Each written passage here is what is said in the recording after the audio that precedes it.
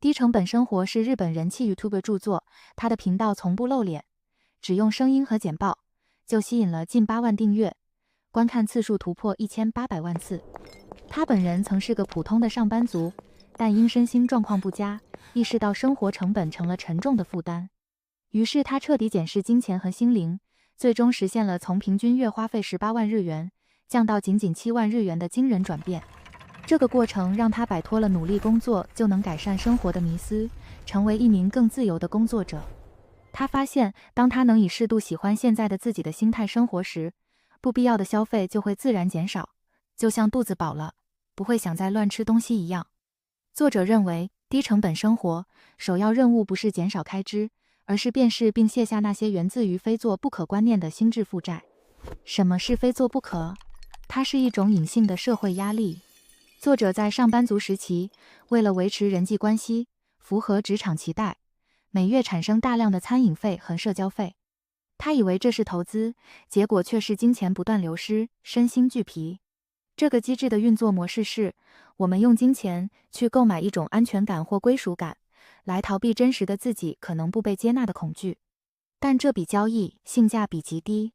当作者拒绝不必要的社交后，他并没有失去真正的朋友，不穿昂贵的品牌也丝毫无损他的专业。这场解放让他的开销大幅降低，更重要的是，他第一次感觉到生活是为自己而过的。再来就是整理你的金钱和物品。我们先从钱开始。传统理财教我们先储蓄，再花费，但作者提出一个非常有效的方法，先预留生活费。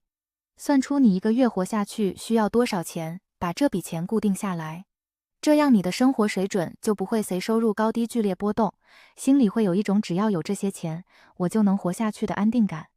书里还有一些很有趣的技巧，例如月前半不花钱，月后半耗油，把预算集中到下半月使用，减少冲动消费。另外，他也推荐可以设定0元日，也就是完全不花钱的日子，来锻炼自己不依赖金钱的思考能力。低成本生活家跟浪费者最大的差别就在于有没有动脑。觉得累就马上花钱按摩吗？不如先在家伸展。肚子饿就立刻叫外送吗？不如先看看冰箱有什么。很多浪费其实都源自于懒得思考。整理完金钱，我们来看看物品。作者的核心原则就是不是减少，而是不增加。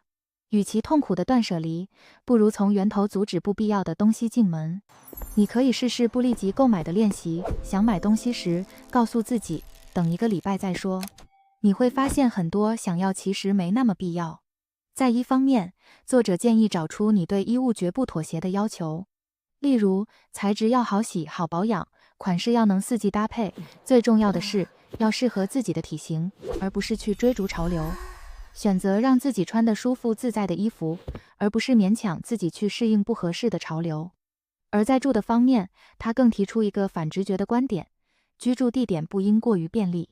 离车站太近，楼下就是商圈，这种环境看似方便，却会不断诱发你的消费欲望。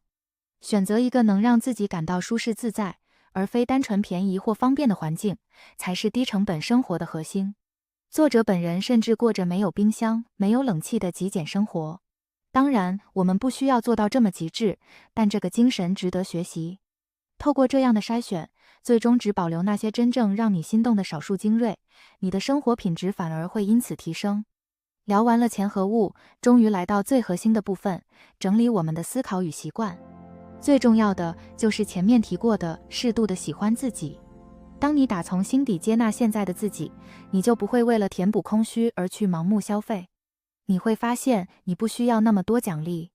作者说，与其频繁地给自己奖励，不如去过一个根本不需要奖励的生活。当你的日常生活本身就充满了微小而确切的幸福，例如好好做一顿饭，悠闲的散步，你就不再需要靠花大钱买来的犒赏才能感觉到快乐。